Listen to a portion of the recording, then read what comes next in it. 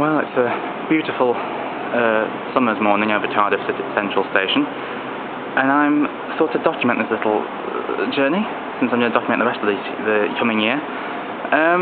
Yeah, so I'm about to go down to London to interview for my visa, and it's not started too auspiciously.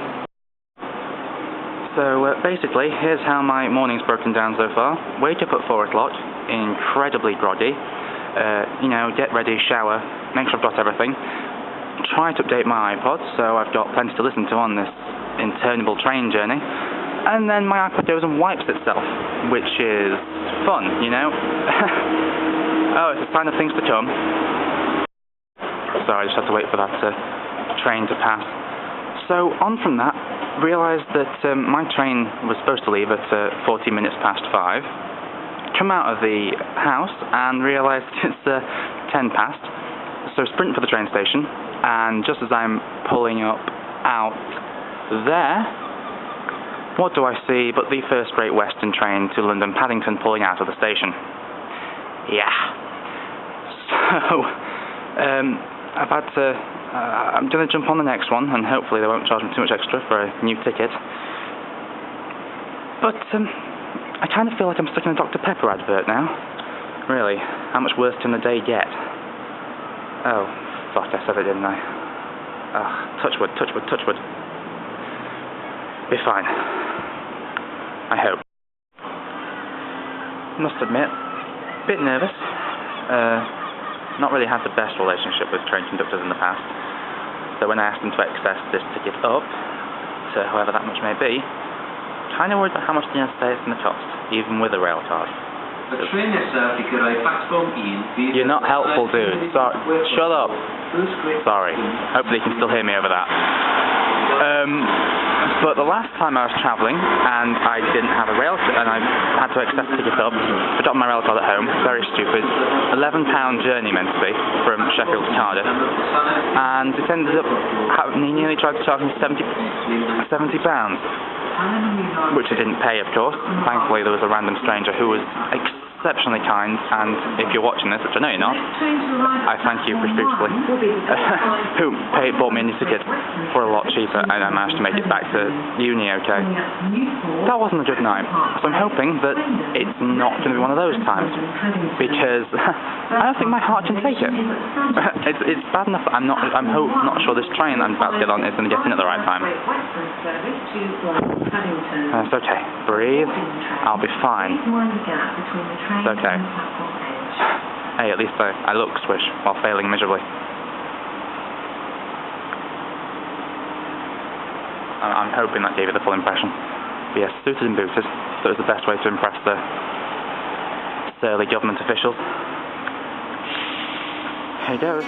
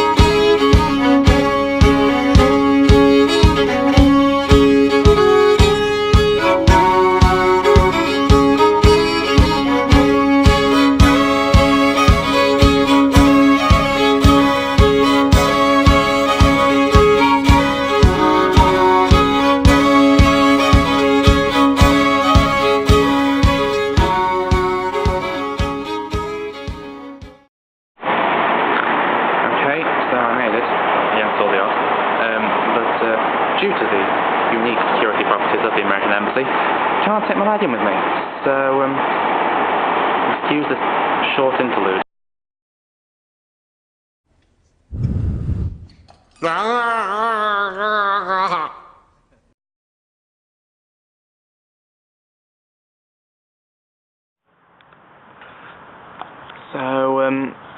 I've got through it. I've survived the experience of the American Embassy and the worst they could throw at me.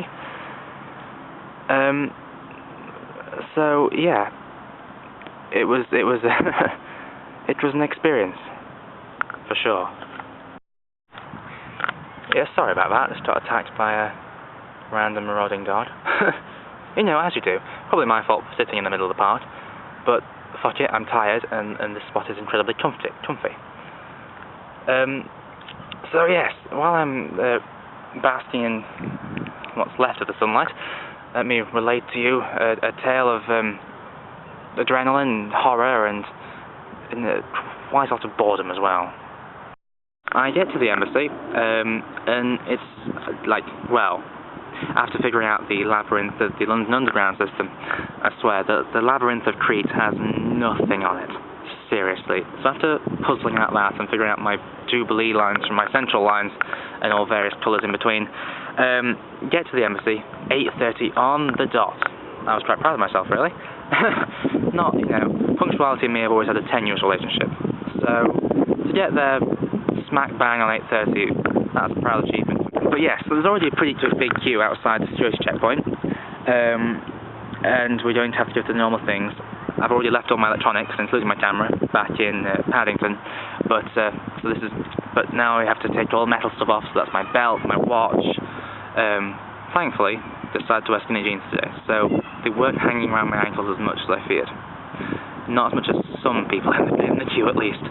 They really weren't built for their belts being taken off. But yeah, I've got into the checkpoint, got through the checkpoint, metal scanner, x-ray scanners. I've seen more bloody x-rays today than I think I have for most of my life up until now. Get in, go around the queue, get led into this massive waiting room where there's rows upon rows of people. I think I now probably have a fair idea of what purgatory is going to be like when I die. You know, it's one of those take a number and sit and wait to get called. Cashier number 3, please. One of those jobbies. But instead it's more number N146 to window 3, please. Ugh. And this and so I'm number 146, and when I get in they're calling for the numbers 80. So it was a bit of a wait, but finally, having forgotten my book unfortunately, so I was sitting staring out the window, which was slowly greenhousing me to death with the sun shining directly on it. Finally get called to the initial window, go through the whole rigmarole, hand in my forms, get my fingerprints taken. Thankfully the skin on them sealed up. That was something I was panicking about up until now. But it turns out, because everything was going a little bit too smoothly, just especially considering my luck, that I'd filled in the form wrong. Oh, fun. So I got told that, thankfully, I didn't have to reschedule my appointment, because that would have pissed me off just a little bit, tiny bit. What with having to pay the booking fee again, all $110 of it. Instead, I get given a list of nearby cyber cafes, with the best one being on the opposite side of Mayfair. So I have to run over to it and log in onto the application form website to correct the mistakes. Turns out that when I get there, it's been deleting some of the stuff off my form, with the usual computer micromanagement motherfuckery. Ugh, really, I tire of technology sometimes. So I'm missing one key detail that is my program number. Unfortunately, it's on a form that is still at the embassy that the man behind the window decided to keep. Probably not a good idea on his part, so I had to run back through, along Bond Street, Duke Street, past Claridge's, trust me, bloody hell is it a classy place.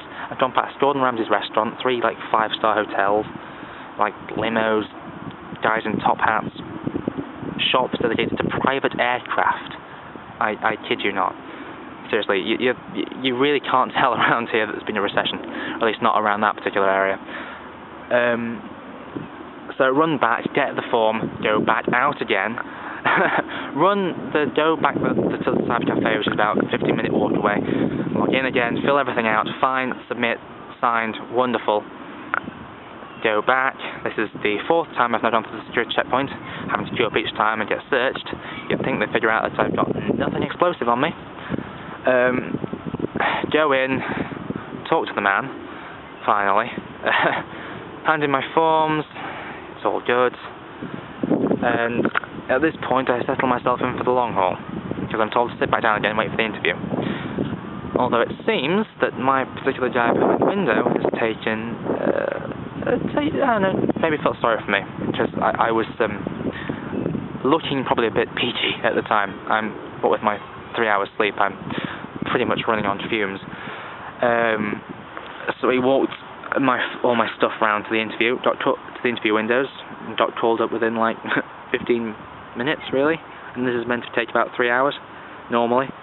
Needless to say, I got some angry glares from some of the other people sitting around. Sorry, it's not my fault. I just have one of those faces, obviously. So I get called in, ask questions, what is the purpose of your visit? None of the really stupid ones, though. I think they got saved for the form, like, have you ever or do you ever intend to commit acts of genocide? Have you incited prejudice? Have you tried to restrain someone's religious freedom? Are you or have you ever been a member of a terrorist group? And obviously I answered yes to all these. God knows, I wonder what would happen if you actually answered yes to them. I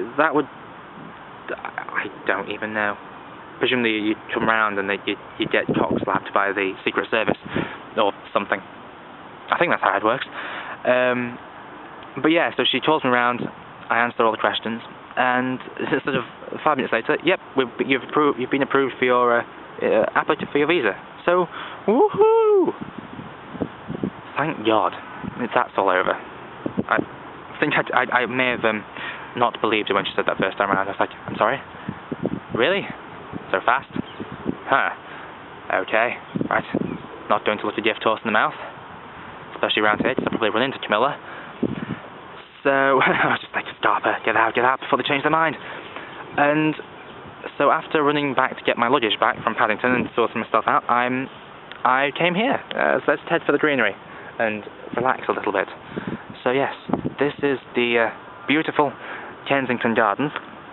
And there is a guy sleeping in that tent over there. I'm sorry I didn't pick it up before. Just there. God knows what's going on in there. Orgy tent, vomitorium, sex den, puppet theatre. That's probably the worst thing I can imagine. So, yeah, my day's not over, unfortunately. My train doesn't leave until 10, so I've got 8 hours to kill in this nation's capital. Let's see what I can find.